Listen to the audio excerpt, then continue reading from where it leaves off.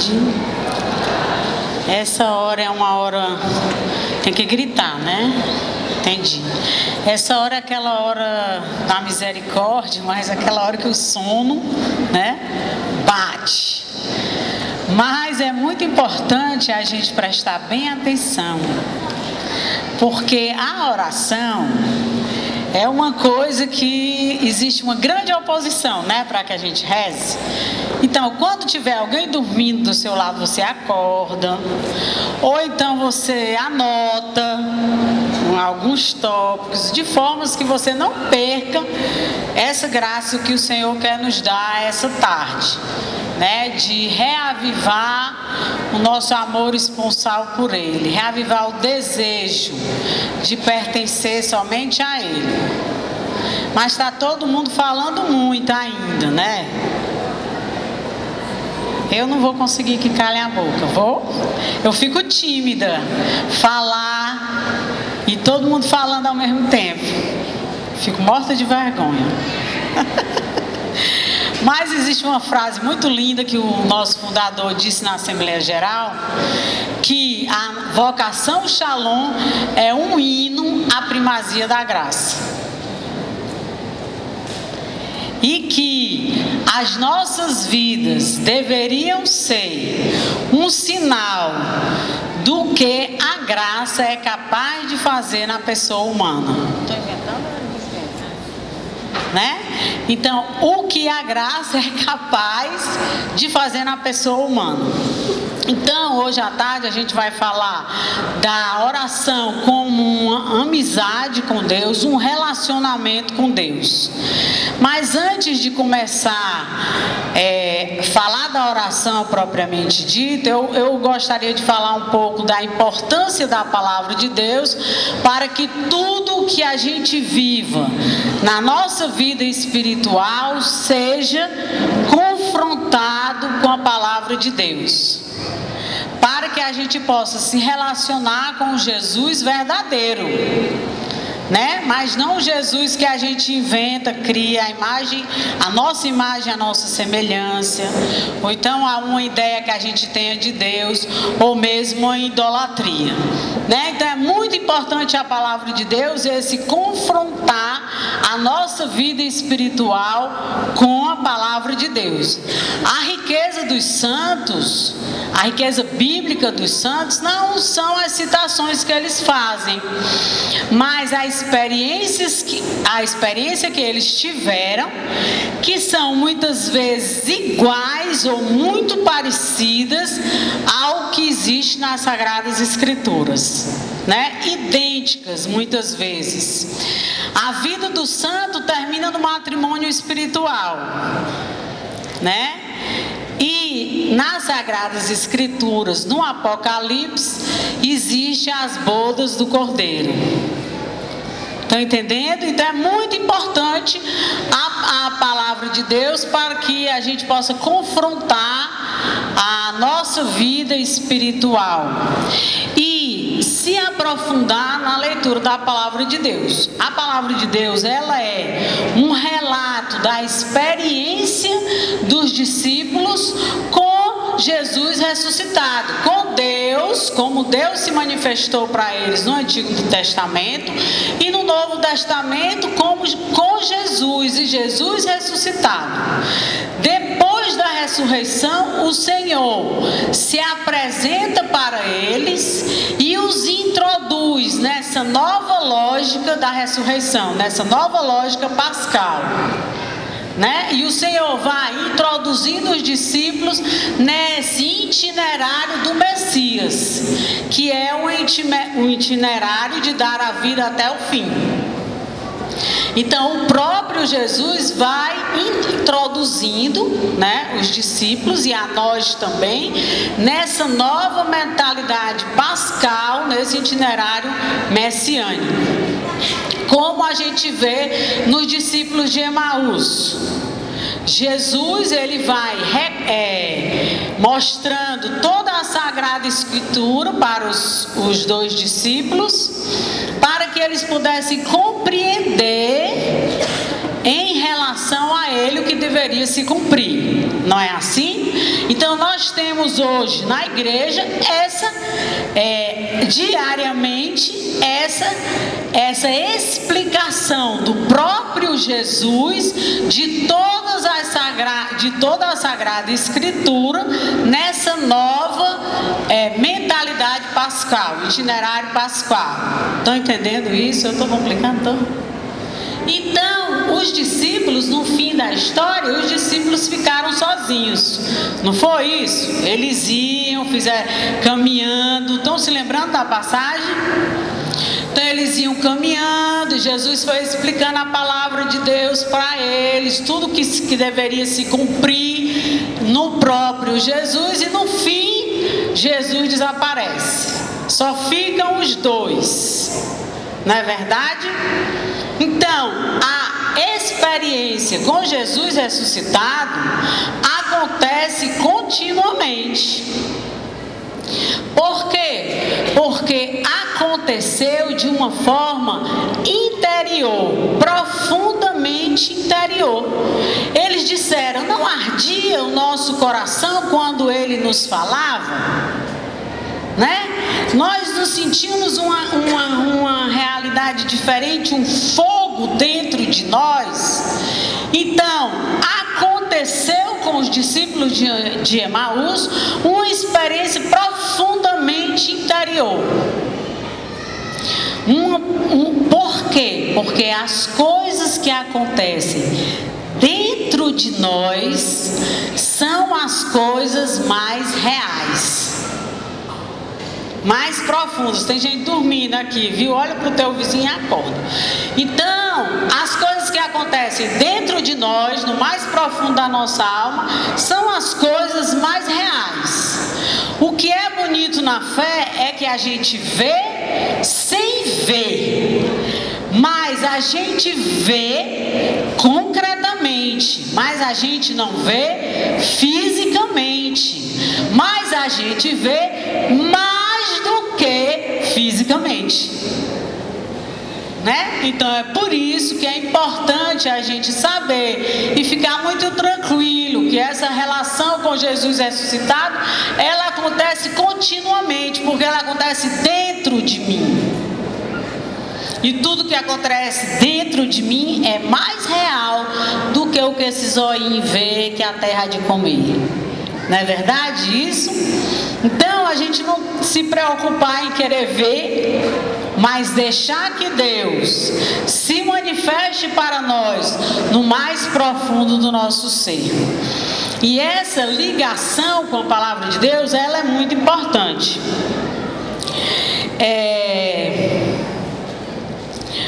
Essa confrontação que eu vou ficar parando de vez em quando no começo, depois eu me entusiasmo mais, tá certo? Então, também a gente tem que crescer na leitura da palavra de Deus, na Lexio Divina. A verdadeira, por quê? Porque a palavra de Deus é a experiência daquele povo com Ele.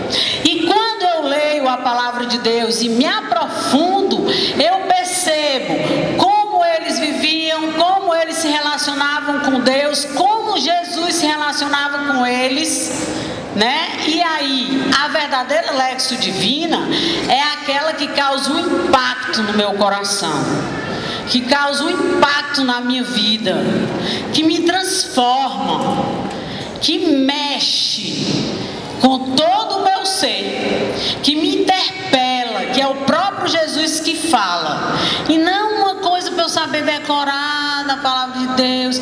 Saio da Lexio Divina como se nada tivesse acontecido.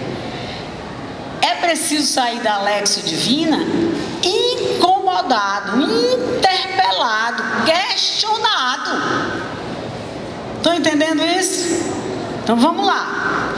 Então, sair dessa superficialidade de ler a palavra de Deus por ler. Na verdade, o relacionamento que o Senhor quer ter conosco não é uma obrigação, é um desejo ardente de nos possuir e de nos transformar nele mesmo.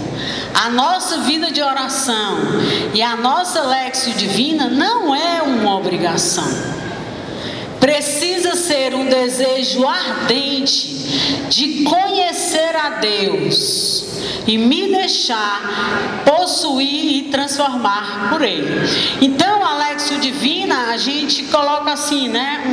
A Gabriela disse que não era para exortar nada, mas eu coloco só um ponto assim em relação à nossa Lexio Divina, né? Aonde nós estamos em relação à nossa Lexio Divina?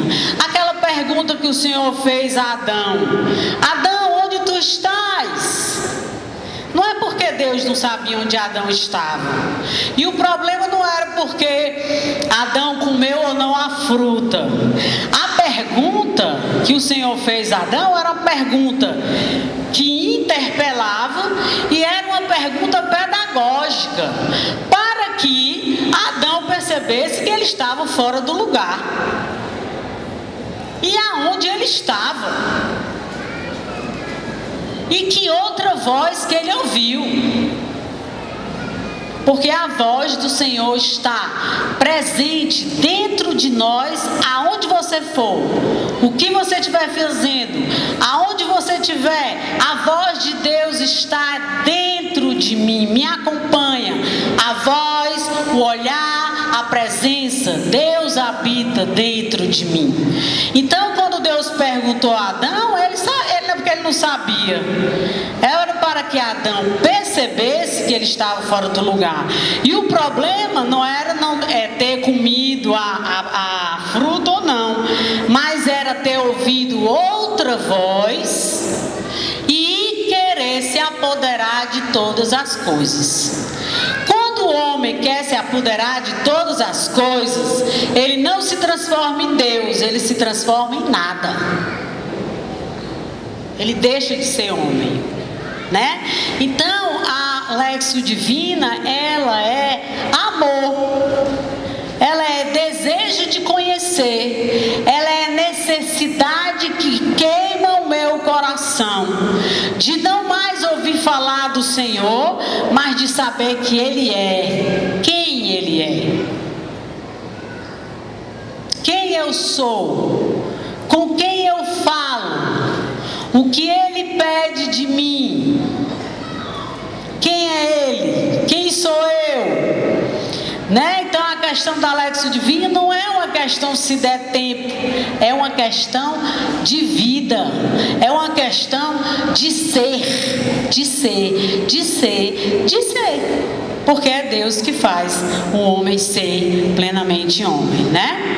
Então a nossa vida de oração, ela é a plenificação do nosso batismo, porque Deus vai nos fazendo ser plenamente homens. A nossa vida de oração, ela não é um caminho alternativo, ela é um caminho de plenificação. Vocês entendem isso? É sério, é definitivo. Para nós cumprirmos a nossa missão e sermos essa resposta profética para o mundo de hoje, é uma necessidade vital, a palavra de Deus. Quando nós falamos de oração, nós falamos de algo que implica a vida da pessoa inteira. A nossa vida de oração, o nosso relacionamento com Deus, porque a vida de oração, ela é um relacionamento com Deus. Ela não é um cumprimento de uma lei. Ela é um relacionamento de amizade com Deus, que se rebaixou até a minha altura na encarnação, e a gente vê a dignidade da nossa alma no nosso batismo, a imagem e semelhança de Deus, a dignidade de filhos de Deus, de sermos filhos no Filho, e Deus que se apresenta como relação, um Deus que é uno e trino, um Deus que deseja deseja se relacionar comigo pessoalmente. Um Deus pessoal e um Deus relacional, existencial. Deus não quer se relacionar com a Ruma. Deus quer se relacionar com cada um de nós. E essa amizade, ela tem graus de amizade. À medida que a gente cresce na amizade com o Senhor, Ele vai nos transformando nele mesmo. E também a amizade acontece de uma forma pessoal, porque Deus respeita a minha personalidade. A maneira dele se relacionar com mim é diferente da maneira dele me relacionar. Dele se relacionar comigo, embora seja um relacionamento de amizade, mas ele conhece, respeita a minha personalidade, minha história de vida, e ele sempre esteve aí. Tá certo? Então, a oração, ela é uma experiência de mistério. Um mistério, o meu mistério e o mistério de Deus. O relacionamento do meu eu com o tu de Deus. E aí a gente se depara com um mistério inabarcável, vamos dizer assim, o mistério de Deus, que eu não posso abarcar, que eu não posso compreender completamente, que não é um objeto meu, mas que se deixa aprisionar dentro de mim, que se deixa encontrar dentro de mim e ao mesmo tempo me transcende de uma forma eterna e infinita. Eu não posso segurar a Ele, mas eu posso encontrá-lo dentro de mim e me perder nele. Complicou? Mais ou menos para lá. Então, falar de oração é falar de uma experiência, mas não de algo abstrato, mas do que é Deus e de quem sou eu. Né? Essa descoberta contínua. Quanto mais eu me aproximo de Deus, mais eu descubro quem sou eu e quem Ele é. Né? E para que o Senhor nos criou. Então, o nosso Deus, Ele é um Deus próximo, um Deus pessoal, um Deus que criou, que desejou essa relação definitiva com o homem. E nada poderá nos separar dessa relação com Deus. Nada, ninguém, nenhuma circunstância, nada, nem o seu pecado, nem a sua falta de consciência de que você é uma pessoa habitada, pode lhe separar desse seu relacionamento com Deus. E quando a gente olha e percebe que nós somos uma pessoa habitada por Deus, é preciso crescer nessa consciência. É preciso ter essa clareza de que nós somos uma pessoa, somos pessoas habitadas por Deus. E nesse convencimento, e nesse crescimento dessa constatação, dessa presença, eu cresço na minha dignidade, no amor a Deus, no amor aos meus irmãos e à dignidade em relação aos meus irmãos. Se eu não cresço nesse convencimento, eu não sou capaz de amar o meu irmão. Eu não sou capaz de amar os inimigos, nem perdoar 170 vezes 7, né? Então, esse convencimento de que Deus habita em mim, é necessário que nós cresçamos nisso. Mas a gente, na adoração lá semanal ou na adoração mensal, a gente se levanta e senta, se levanta e senta, se levanta e senta, toma café, come bolo, vai conversar lá fora, não é assim não? Pelo menos eu vejo quando eu vou, né? Aí fica uma roda de conversa lá fora e Deus, que deseja me olhar, que deseja abrir espaço no meu coração para que Ele seja em mim, mas eu não posso conseguir porque tem um prego na cadeira. Não, é porque nós somos muito agitados, porque nós estamos nos deixando contaminar pela mentalidade do mundo, do imediatismo, da mágica. A oração, ela não é uma mágica. A conversão, ela não é uma mágica. Ela é um processo no crescimento de um relacionamento com Deus. Deus me santifica. Deus me transforma. Deus me diviniza. Deus me habita e Deus me faz uma criatura nova. A criatura nova, a obra nova, ela não é uma obra das nossas mãos. Ela é uma obra da graça, do meu relacionamento com Deus. É por isso que precisa dar um tempo para que Deus haja no meu coração, correndo 24 horas por dia, né? E achando que eu posso dar as sobras a Deus, eu ainda não compreendi qual a minha vocação e qual a profecia que eu sou chamada a ser para o homem de hoje. Não entendi. Simplesmente não entendi. E aí, por isso, eu desejo pedir ao Senhor: Senhor, hoje me dá a graça de ser uma casamenteira, acoviteira. É uma coisa de cearense, né? Acovitar. Despertar no coração dos meus irmãos o desejo ardente de ser uma esposa, de se deixar possuir inteiramente por ti e se render ao teu amor, sem resistir, né? Avivar no nosso coração aquela música muito linda que cantaram de manhã, né? Quem é esse Deus, né? Que se rebaixa, que me deseja? Quem é esse Deus que chora comigo, que me quer? Quem é esse Deus, né?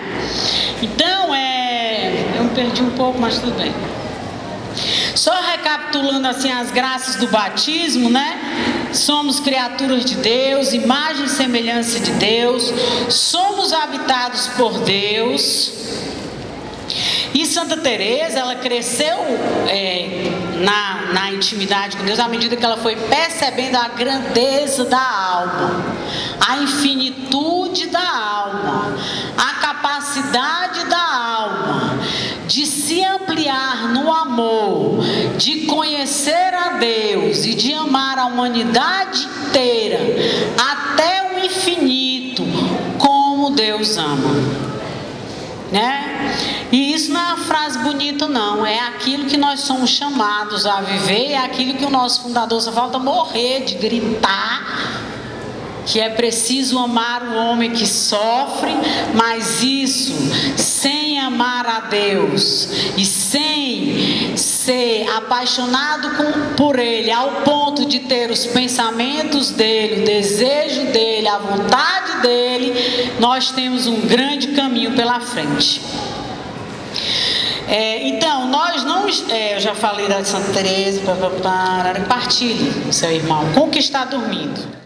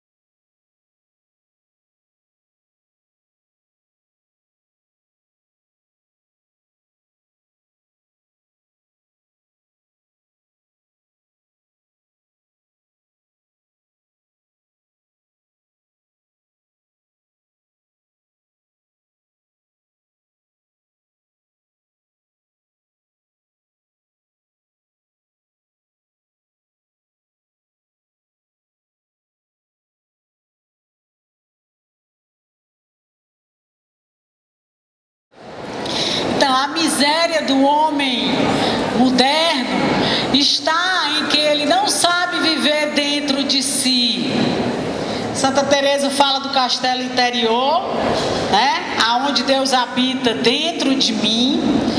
Eu não vou falar das moradas, eu tentei fazer a coisa mais simples para que a gente saia aqui doido para rezar. Tá certo? Não vou falar das moradas, vou tentar facilitar o máximo. Então, dentro de nós existe um castelo onde habita o rei. Nesse castelo existem muitas moradas.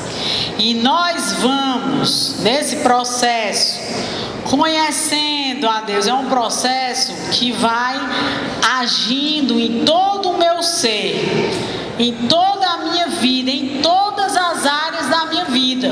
Não é só naquela minha horinha de oração, não. Meu relacionamento com Deus é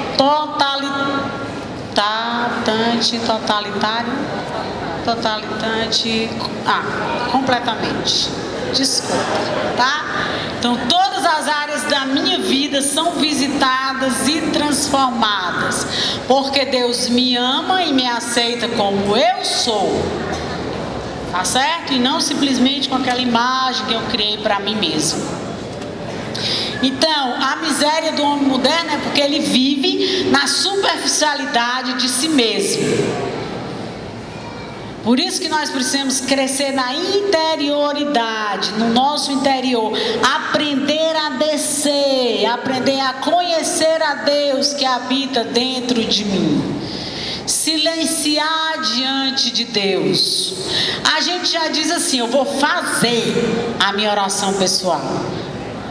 Você não vai fazer nada, você vai se deixar olhar, se deixar visitar. Claro que existem momentos em que são realmente momentos mais ascéticos, em que eu preciso agir e dar passos concretos em relação à minha vida de oração pessoal, me determinar a ter uma vida de oração, e depois Deus age mais do que nós, né? O problema é a perseverança de chegar no depois, de todas as coisas que se levantarão para que nós permaneçamos na superficialidade do nosso ser e gastemos todas as nossas energias com o nosso corpo, com a nossa beleza, com as roupas, com a aparência, com as máscaras, com o nosso amor, a nossa imagem e todas essas outras coisas que a gente sabe. E a gente vai precisar se desfazer de tudo isso, né? Para se relacionar com Deus segundo a nossa verdade. Então Santa Teresa diz assim: a nossa vida é uma noite mal dormida, passada numa pousada vagabunda. E no entanto, ela diz com outras palavras mais rebuscadas, né? Mas é o mesmo sentido, né? Mas por que Santa Teresa diz isso? Porque ela compreendeu o que é estar nessa presença inefável, nesse relacionamento de intimidade com o amor, a verdade absoluta, né? E a gente dá tanto valor a essa vida, né? E gasta todas as nossas energias para pagar essa pensão vagabunda. Acho muito engraçado isso. Então é preciso crescer nessa interioridade para crescer na amizade. Sem a presença, sem você estar presente a Deus e sem a presença de Deus, não existe amizade. É preciso se colocar presente a Deus, né? É preciso se colocar diante dele, porque a presença de Deus é certa. Deus não vai dar a volta bem ali enquanto você está rezando, não. Deus está presente em mim. Deus me ama continuamente, mesmo eu dormindo. Deus me deseja e me olha e me sonda, e me transforma, e age, porque não dorme nem cochila o guarda de Israel, e porque, como nós somos uma pessoa consagrada, tudo em nós pertence a Deus, tudo é para Ele, tudo é dele, para a glória dele, e não para a minha satisfação. Então eu não vou rezar para sentir enlevo, eu vou rezar para me identificar, me configurar, crescer na amizade, me perder em Deus e assim ser aquilo que eu fui criado para ser. Está entendendo a diferença? É grande, né? Eu não vou para ficar me deleitando simplesmente, mas se Deus quiser me deleitar, isso é um problema dele. Ele sabe o que nós precisamos em cada momento da nossa vida. Então a grande burrice, como diz Santa Teresa, é porque nós somos uns ricos que vivemos como escravos e mendigos, que estamos sentados em uma montanha de dinheiro sem saber que tem nem um tostão furado, né? E aí por isso que a gente vive nessa choupana aí, nessa pensão que ela diz. Então,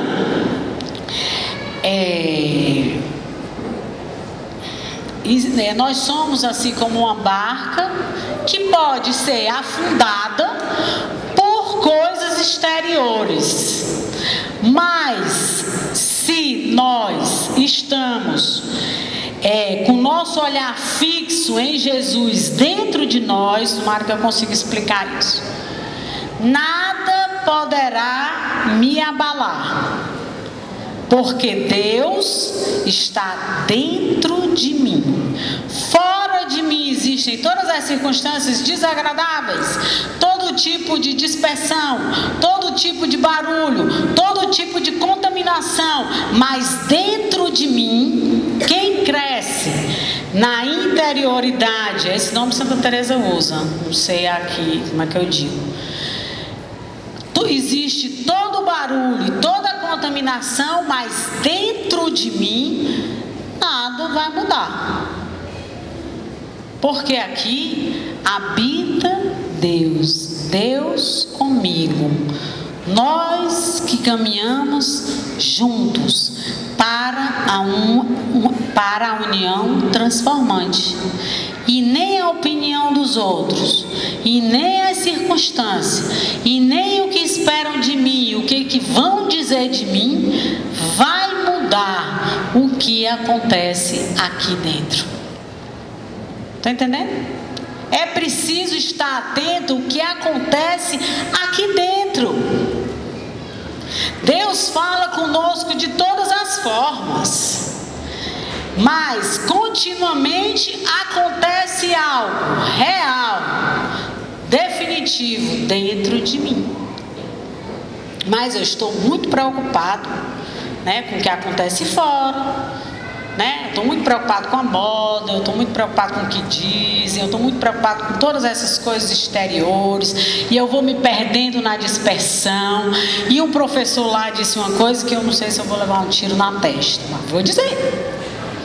Ele disse: as pessoas que vivem na dispersão, ou seja, não se relacionam com Deus, ou se relacionam com Deus de uma forma superficial, estão dispersas por cada lugar, cada parte dela está num canto, e que pensam somente no seu prazer e no seu lazer, não precisam se preocupar com o inferno, porque já o encontraram.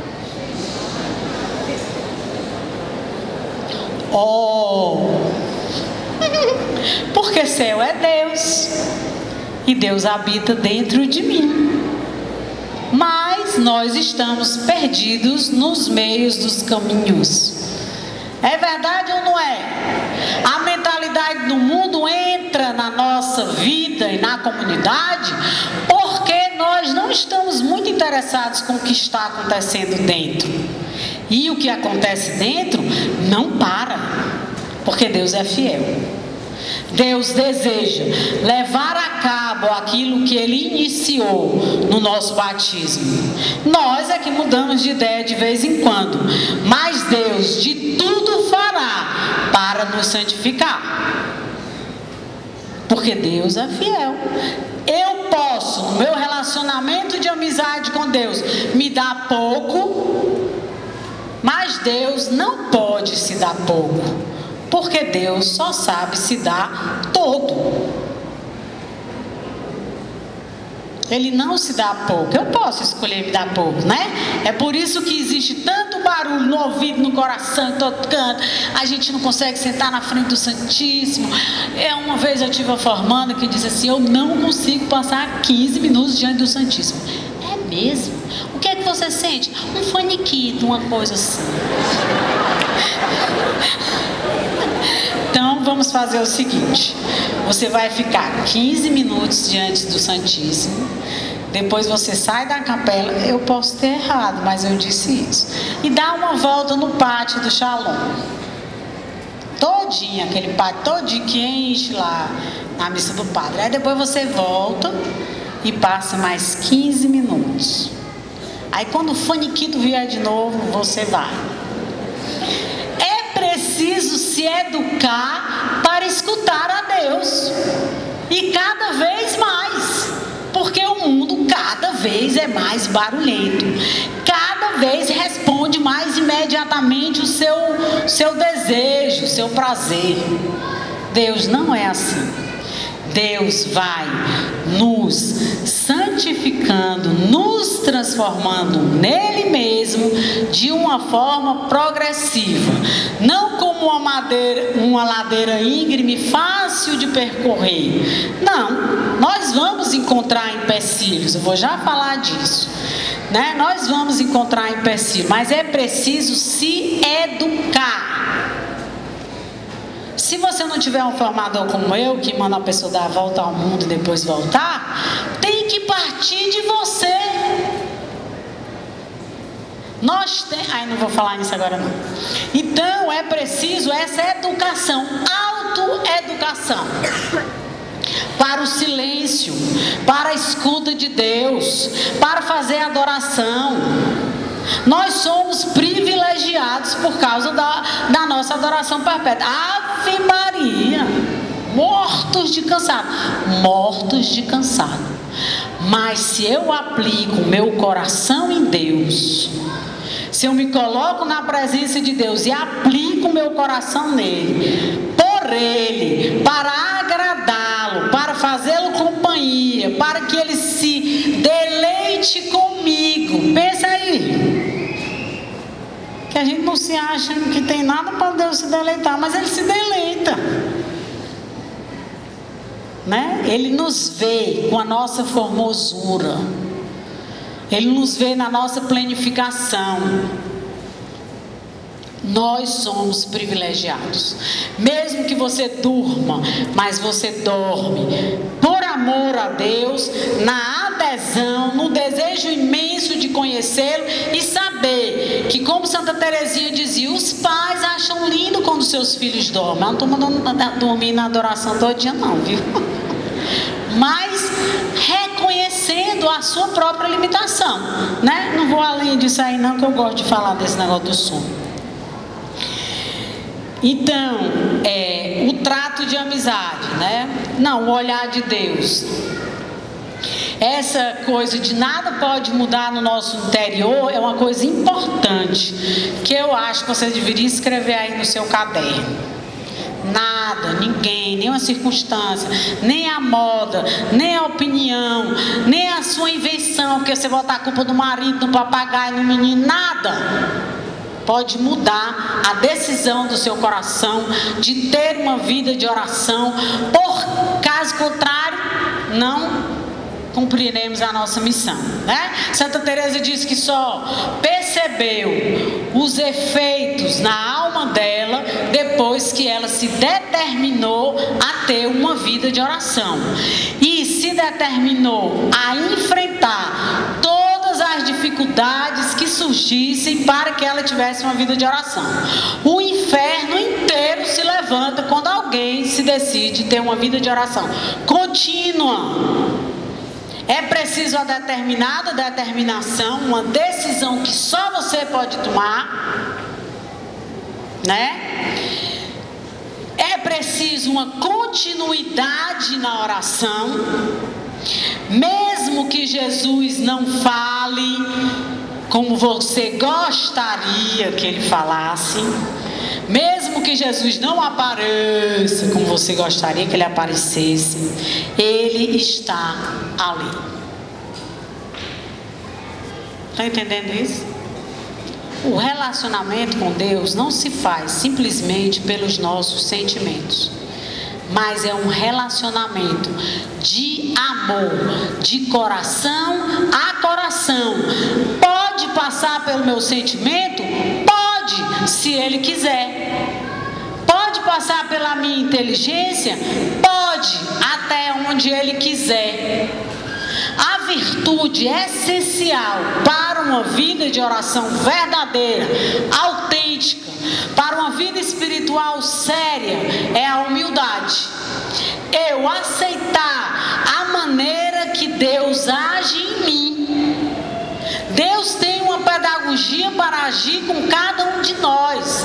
É preciso descobrir como Deus fala, se relaciona comigo, se move comigo e aceitar essa pedagogia. Não querer ficar querendo ser Santa Terezinha, querendo ser São João da Cruz. Ser você mesmo, a maneira que Deus tem para se relacionar com você.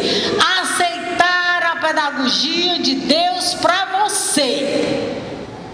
Se Deus lhe introduz numa noite escura, numa aridez, Ele sabe que você precisa disso.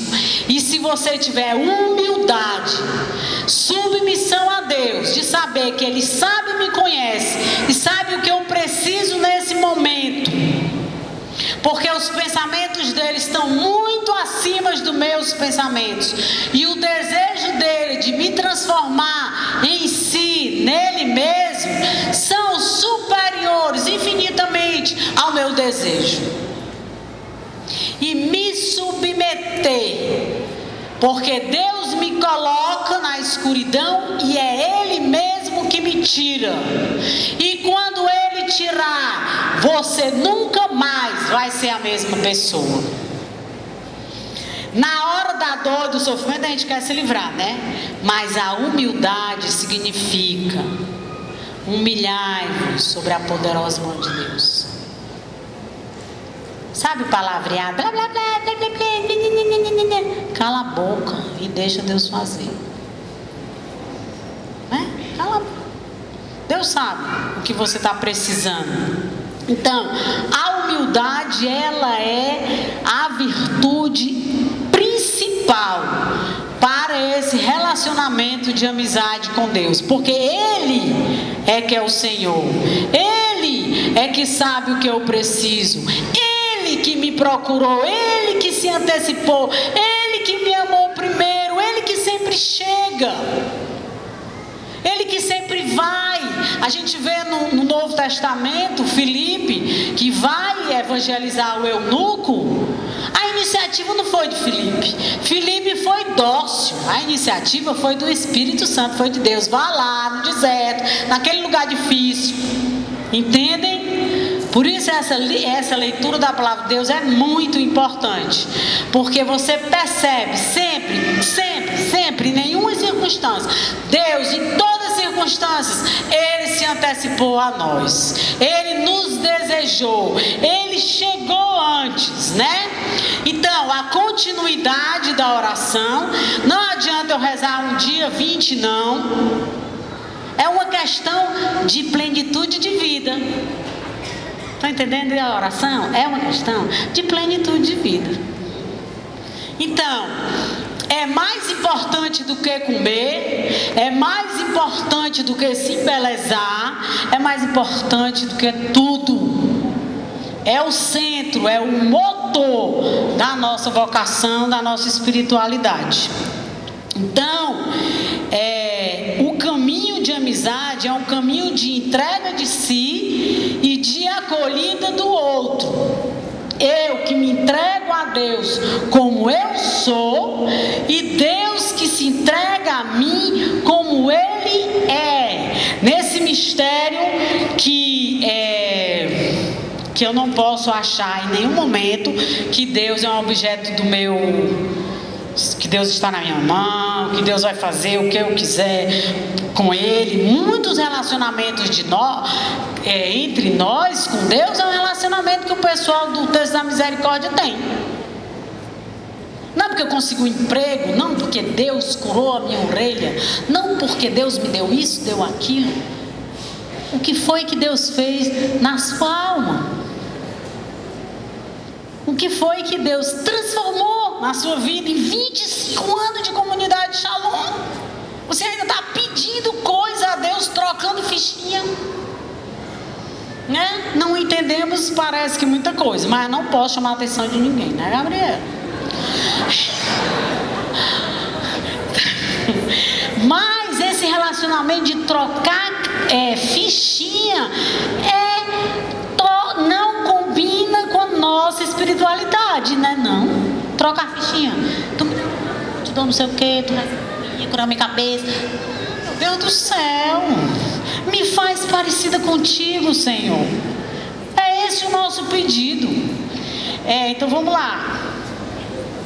A amizade é possível com dois iguais, eu já falei disso. O Senhor que se rebaixou à minha altura na encarnação para se fazer um só comigo. Está muitas vezes com Ele. Então, a nossa determinação de aceitar todos os desafios que vão surgir, e são muitos. E não adianta inventar desculpa. A prioridade é sua. Não porque tem um papagaio, porque tem um menino. Lá em casa tem meia dúzia de menino. Um canto de problema. Mas é preciso ser esperto. Porque o meu coração e o meu tesouro está lá. Eu não posso trocar. Mas sabe por que é? Porque amanhã eu vou para um casamento. Então a partir de hoje o cabelo tem que ficar duro. Pelo amor de Deus, não é, Gabriela? Não pode chamar atenção. Tratamento a sós com o Senhor. Dar espaço a Ele. Ficar só com o Senhor. Não, mas a gente vai fazer o retiro pessoal, a gente leva uma galera para ficar conversando, né? Tão desanimado. Aliás, eu nem tenho assunto para conversar com Jesus. Já ouvi isso, essa frase histórica. Não tem nem assunto. Mas a amizade relaciona-se com todos os assuntos, todos os problemas, todos os projetos, até que um belo dia os meus projetos vão ser os dele. Tá certo? Mas sem o aval dele é inútil fazer projetos, né? Sem ter a Deus como primazia. Então, o caminho de oração é um autêntico caminho de liberdade. Em primeiro lugar, no sentido ascético, né? Eu preciso me libertar de tudo aquilo que atrapalha eu me retirar a sós com Deus. Eu preciso me desfazer, tomar essa decisão. Tudo é motivo, não é porque o netinho veio lá da África, eu tenho que olhar para o netinho não tem pai e mãe não, pobre. Assim, respeito para as avós, mas... Então, eu acho que o netinho tem pai e mãe, né? Não sei. Então, em primeiro lugar, eu tenho que me libertar de tudo aquilo que me atrapalha, me retirar a sós com Deus.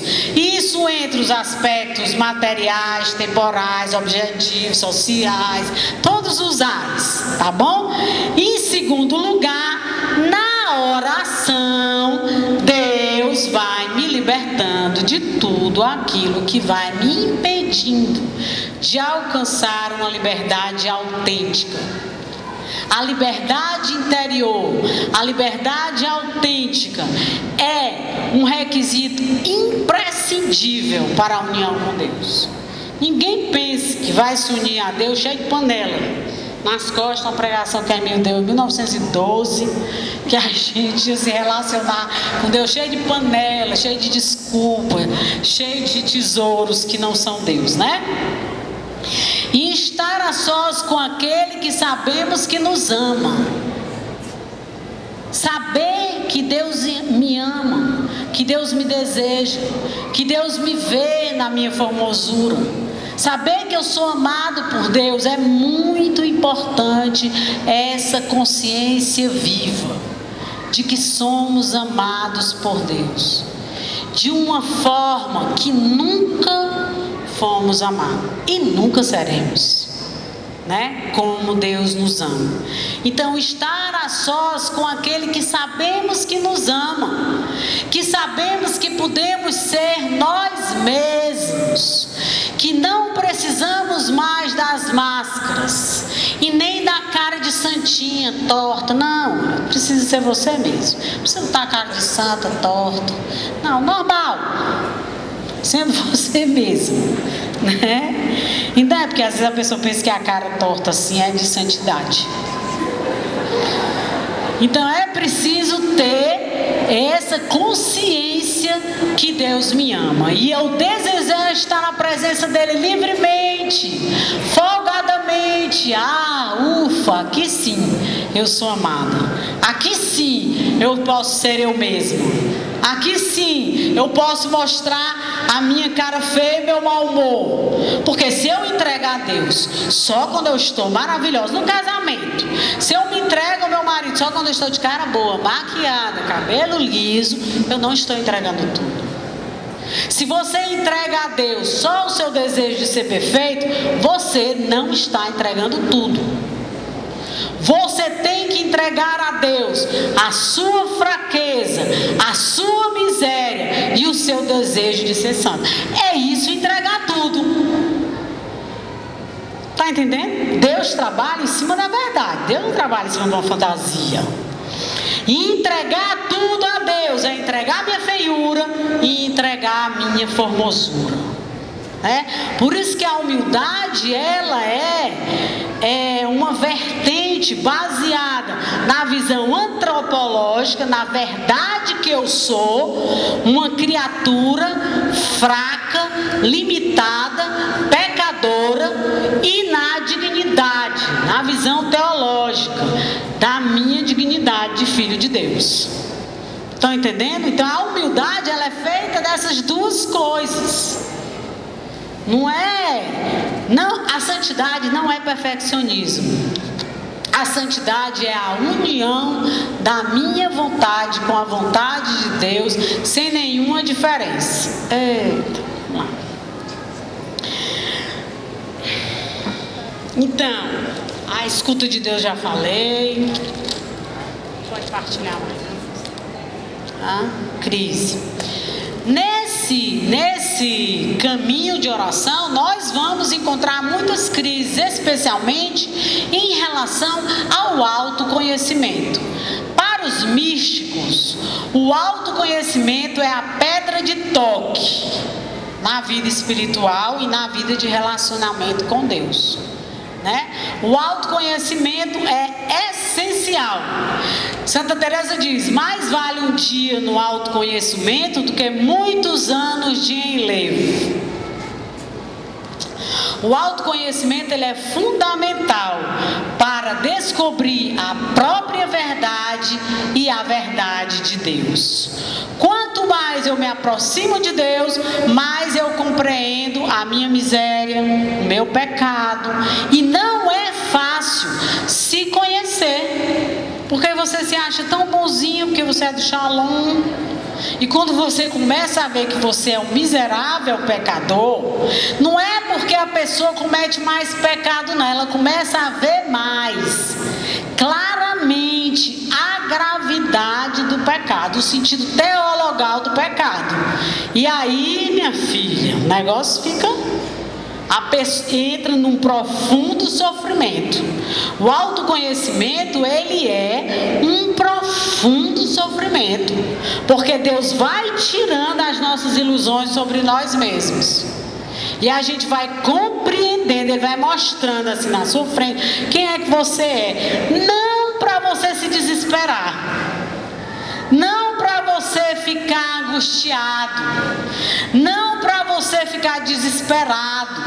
Muitas pessoas desistem nesse momento das lutas iniciais, em que Deus começa a levantar o tapete, né, levantar a veste de Israel, e a gente começa a ver a nossa fraqueza, a que nós somos capazes de chegar sem a graça de Deus, né? Muitas pessoas desistem mesmo disso, porque às vezes elas não entendem, porque são mal orientadas e porque não entendem mesmo a vida espiritual. Então as crises, elas são essenciais e elas são amor, porque Deus é amor. E Deus me purifica, e Deus prova a minha fé, e Deus vai me colocar no momento em que Ele vai testar se eu amo a Ele ou amo as graças que Ele me dá, o deleite que eu sinto, e Ele vai dar uma desaparecida. Ele está lá, mas eu não vejo, não sinto, não sei como é que Ele faz, mas Ele está lá. Tá certo? Então as crises, elas não são para você se desesperar, sair correndo, desistir. Não, a verdade, eu me decepcionei comigo e com o Shalom. A primeira coisa é arranjar um culpado, ou então querer voltar para o grupo de oração para ficar sempre na euforia, né? Existem várias. O primeiro impacto é desejar fugir. Para quê? Para quê? Se é preciso passar pela porta estreita para conhecer a plenitude da salvação. As crises são essenciais para que eu me posicione, para que aqui dentro não mude nada, mesmo que eu não sinta nada, aqui dentro não muda nada, porque eu sei em quem eu coloquei a minha esperança. E Deus é constante e fiel e me levará até o fim, nem que seja puxando pelos cabelos, né? Arrasta-me pós ti, tá bom? Vamos lá. Então, como a pessoa, eu estou falando assim do autoconhecimento. O autoconhecimento e o aceitar-se, eles nos introduzem em grandes crises, profundas crises. O demônio não quer que a gente admita, né, que a gente tem a feiura e a formosura. Ele quer que a gente fique só na ilusão que só pode apresentar a Deus a beleza, a formosura. Mas aí o nosso orgulho fica colaborando com o demônio, né, e nos deixando nesse mesmo canto aqui. 40 anos no deserto. O deserto não é para ficar. O deserto é para passar. O deserto é uma passagem. As crises são uma passagem, elas não são para ficar. Mas se você fica olhando, coitado de mim, que achava que era santo, vai apodrecer no deserto. 40 anos. Deserto, crise, passagem, tá certo? É a palavra que me vem. É passagem. Coitada, comendo comida que não tem aquele gosto. Mas daí nas crises e na solidão, aparente solidão, mas uma solidão que dói no osso, eu me alimento do corpo e do sangue do Senhor. E aí eu fixo o meu olhar nele e passo pelo deserto, sem olhar para a direita nem para a esquerda. Caso contrário, me separarei da minha meta, me dispersarei do meu objetivo. Estão entendendo? Existe uma meta, existe um caminho. Nós não oramos, nós não caminhamos para o nada. Nós caminhamos para uma união transformante, um matrimônio espiritual, para ser um só com Jesus. Nós, esse pobrezinhos que estão aqui. Esses pobrezinhos, pessoas comuns, normais, nós somos nós. O Senhor chama a nós, o Senhor não chama outro povo, está chamando a nós hoje, agora, nesse momento histórico da comunidade. Deus quer se dar, Deus quer se relacionar, Deus quer nos transformar, Deus quer ser inteiramente nosso amigo, nosso tudo. É planificar e realizar o que já aconteceu no batismo, que é a salvação. A salvação, ela vai se realizando, se concretizando na minha vida, me santificando. O nosso desejo deve ser santo, ser agradável a Deus. Isso não é uma conversa inventada de Moisés, é um desejo do coração de Deus. E Ele deseja cada um de nós. Ele deseja meia dúzia, Ele não deseja um terço, Ele deseja toda a comunidade Shalom no mundo inteiro. Esse é o sinal, essa é a resposta para o homem de hoje. Se esconder, se proteger, se encontrar e se perder no coração aberto do Senhor. Vermelho, quente, poderoso, que me faz mais pessoa, plenamente pessoa, realizada, feliz, felicidade. Deus nos criou para felicidade, não foi por prazer barato e nem para superficialidade. Então, o conhecimento de si e a verdade de Deus são os trilhos para que o trem não desencarrile. É preciso ter consciência de quem eu sou. E o conhecimento de si não é uma coisa facilitada pelo mundo, não. É complicadíssimo. O mundo nos dá estereótipos, para que nós possamos imitar. Cintura fina, né? Cabelo comprido. Menina, é tanta coisa que a gente olha, é uma cor só.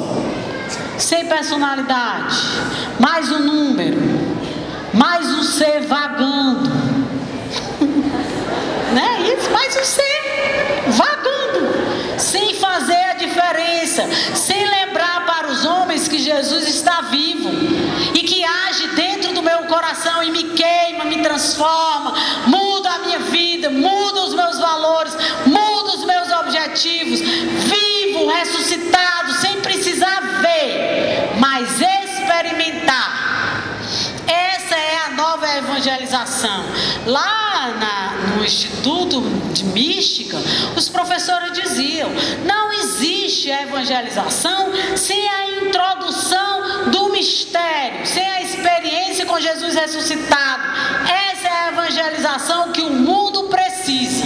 E nós somos testemunhos desse amor, porque Deus se derrama sobre nós continuamente, abundantemente, incessantemente. Nós podemos dizer, cada um de nós: eu vi o Senhor.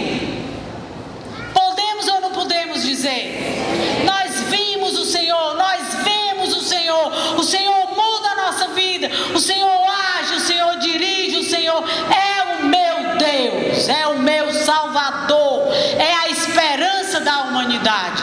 Nós não podemos ficar, como Moisés diz, aquela espiritualidade enfadonha. Ai, eu não sei porque. Eu experimentei, eu sei, eu vi, Deus mudou. Não precisa de palavra bonita, é a sua vida. As pessoas precisam ver até que ponto a graça de Deus pode transformar pessoas miseráveis, pessoas pecadoras, né? Miseráveis mesmo, mas não precisa se envergonhar de ser miserável, não, porque miserável faz com que a glória de Deus seja maior. Eu miserável e Deus me visitou, eu miserável e Deus me elegeu. Vamos lá, né? Aqui no roteiro, não me entusiasma. Então, quando a pessoa, principalmente os jovens, entram nesses estereótipos, né? E eles querem querem ser diferentes como os bons cristãos, castos, obedientes, santos, eles são profundamente atacados. Profundamente atacados, rejeitados. E as meninas novas, se não ficarem, o namorado disse que não quer. Eu disse, minha filha, é melhor ficar ali do que mal acompanhada, do que ir para o inferno. Passa 5 minutos de alegria e a eternidade queimando. Cadê o Padre Antônio? Desculpa, gracinha. Então, o mundo não facilita o autoconhecimento, o mundo nos dispersa, o mundo despersonaliza, massifica, o mundo vai contra. Aliás, nós precisamos ir contra a maré mesmo, em espírito e em verdade, não em palavras, mas em espírito e em verdade.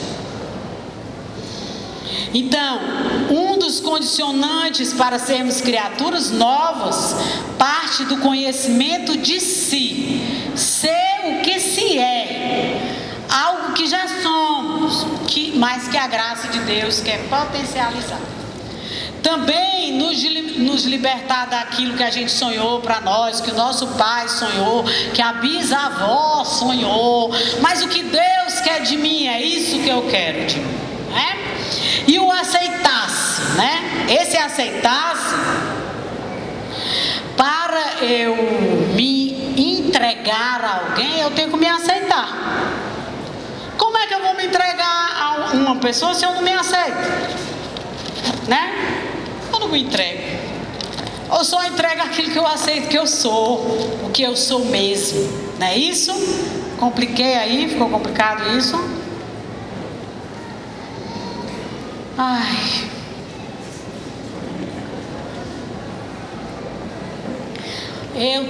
Em relação ao autoconhecimento, eu queria abrir um parênteses com todo, não pedi a permissão não, mas peço agora.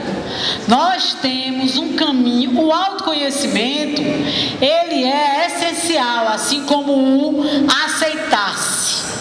Para eu dar a minha vida a Jesus, eu primeiro preciso aceitar a minha vida, me reconciliar com a minha história, comigo mesmo, para poder entregar a Ele. Se eu não sei quem eu sou, se eu não tenho a minha vida nas minhas mãos, como é que eu vou entregar? Estão entendendo? Então, nós temos na comunidade o fio de ouro, que é um caminho seguro de autoconhecimento. Um caminho certo, uma graça que o Senhor se antecipou, porque quando a gente chegou lá em Ávila, só o que eles falaram, o que a psicologia moderna fala, o que as ciências humanas falam, o homem precisa se conhecer e se aceitar para ser feliz. Sério? Então, o Senhor se antecipou e deu a nós o fio de ouro, o caminho certo. A aceitação de si, ela acontece naturalmente à medida que eu cresço no meu relacionamento com Deus, na oração, mas é preciso que eu dê passos, que eu deseje, que eu queira saber quem eu sou, me reconciliar com a minha história, quais são os meus valores, aquilo que ainda está do outro lado do Mar Vermelho, no Egito, que eu deixei lá. Mas meu coração ainda está lá. Estão entendendo? Então, o fio de ouro é uma das maiores graças que o Senhor já derramou na comunidade Shalom, nesses últimos anos, na minha vida pessoalmente. Compreender a formosura e a fraqueza que existe dentro de mim. E as duas coisas que são amadas e aceitas por Deus e precisam ser amadas e aceitas por mim, por cada um de nós, e não ficar mais naquele chilique, né? Quando nós nos unirmos a Deus no matrimônio espiritual, a criatura vai continuar a ser criatura e Deus vai continuar a ser Deus. Ninguém vai virar Deus. Não, porque a gente tem a impressão que a pessoa pensa que vai virar anjo. Não somos anjos, somos criaturas. Então o fio de ouro, e os formadores pessoais já sabem que eu estou em cima deles. Se você quiser ter uma vida espiritual séria, se você realmente desejar ser uma pessoa santa, visitada por Deus, crescer no relacionamento de amizade com Deus, você precisa enfrentar o fio de ouro. Amar a sua história, amar a sua verdade, aceitar ser aceitado por Deus, porque a gente é que não se aceita, né? Essa guerra. Então o fio de ouro para mim, Ave Maria, ele não tem preço. Você fala aí sobre o fio de ouro, quer saber quem fez? Não levanta o braço, diz só pro vizinho. Não é o pretinho, é o branquinho. Não, mas eu já fiz o pretinho, faça o branquinho, meu irmão. Faça 1000 vezes, queira.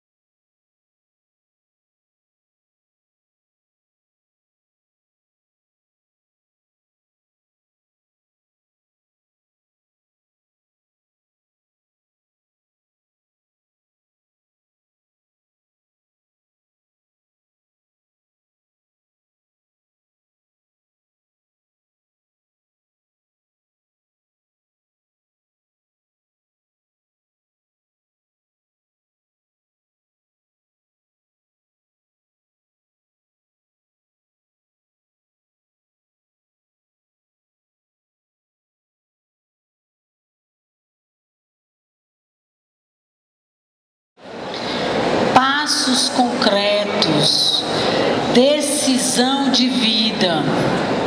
O fio de ouro está lá. É uma decisão sua. Uma decisão sua. E o formador pessoal pode ajudar a pessoa a tomar essa decisão dele. Então vamos lá. Santa Teresa, ela diz assim: quanto mais ela se aproximava de Deus, mais ela via a miséria dela, mais ela via que ela era pecadora, mais ela se apaixonava desesperadamente por ele, porque ele teve paciência com ela, porque ele esperou por ela, porque ele deixou ela remanchar 25 anos até resolver rezar. Né? Então essa proximidade, ela é dessas duas realidades, é que me fazem tranquilos em relação a ser eu mesmo e saber que o dom de Deus, ele é um dom gratuito. A graça de Deus se antecipa, a graça de Deus é em mim, a graça de Deus faz antes de mim, a graça de Deus realiza em nós maravilhas. A graça de Deus não é você. Isso é muito libertador. E coloca também Santa Teresa: conhecer-se e servir ao Senhor são duas coisas unidas, os dois pés na terra, não para se massacrar e nem se angustiar, mas para reconhecer que é uma graça, que é gratuito, né? Estou terminando. O pessimismo existencial não combina com Santa Teresa, não combina com o nosso fundador, muito menos com a nossa cofundadora, não é? O pessimismo existencial, um conceito unilateral da pessoa humana. Somos miseráveis, somos fracos, mas não temos só esse lado. Somos dois lados, né? E é preciso passar do temor para o amor, para a liberdade verdadeira, para a liberdade de se aproximar de Deus e deixar Ele realizar o que Ele quer na nossa vida. Então,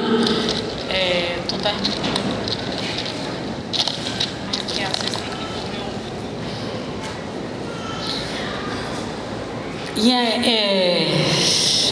à medida que se vai entrando no conhecimento de Deus, vai aumentando também o nosso desejo apostólico. A oração mística e profunda não é oração que tenha fenômenos, pode até ter, mas não é o mais importante. A oração profunda é aquela oração que transforma a minha vida. É uma oração que me faz crescer nas virtudes, e que eu noto a diferença, e que as pessoas notam a diferença, e que me fazem querer dar mais e mais a minha vida. E a liberdade de se aproximar do Senhor como amigo e como Senhor me dá a graça e a única alegria de poder ajudar o crucificado naquilo que ele precisar, no mínimo que for. Nem que seja aqui para ajudar, para ver se os irmãos se apaixonam de novo por Jesus, né? Nunca deixaram de se apaixonar, não é verdade, gente? Então,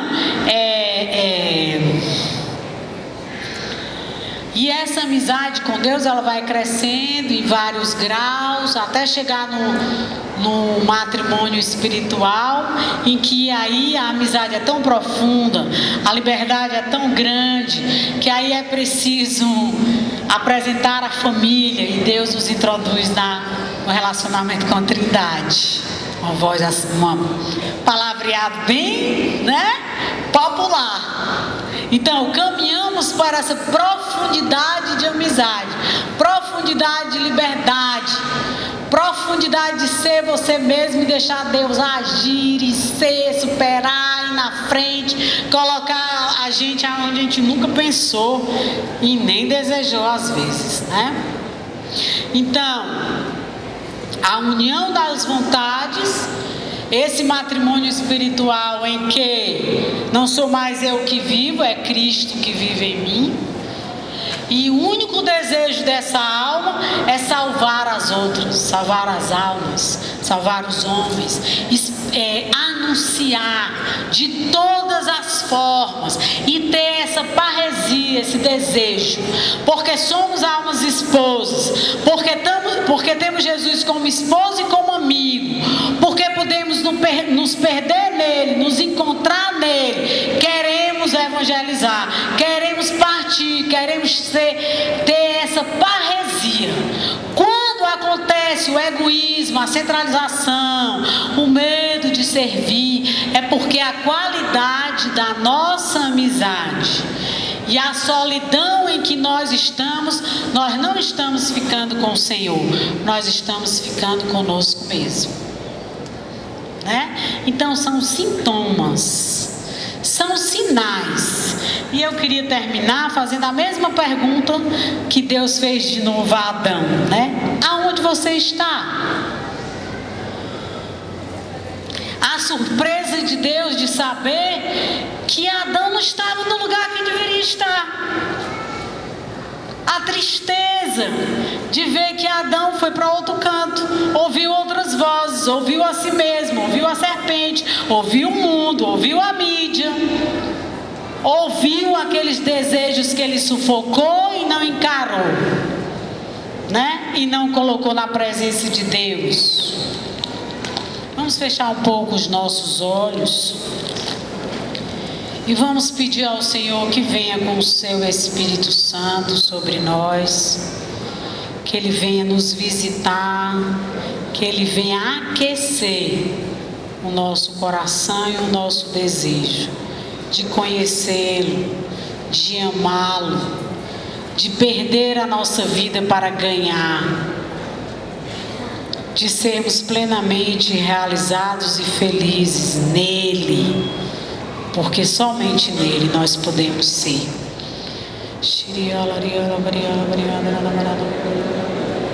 Vamos orar em línguas baixinho, deixando a nossa alma pedir a Deus socorro, pedir a Deus que Ele venha novamente com a ternura dEle, com o olhar dEle, que Ele venha nos ensinar, nos deixar olhar por Ele e olhar para Ele e nos deixar traspassar de amor, de desejo, de ternura, de ânsia de amá-lo eternamente, profundamente, apaixonadamente.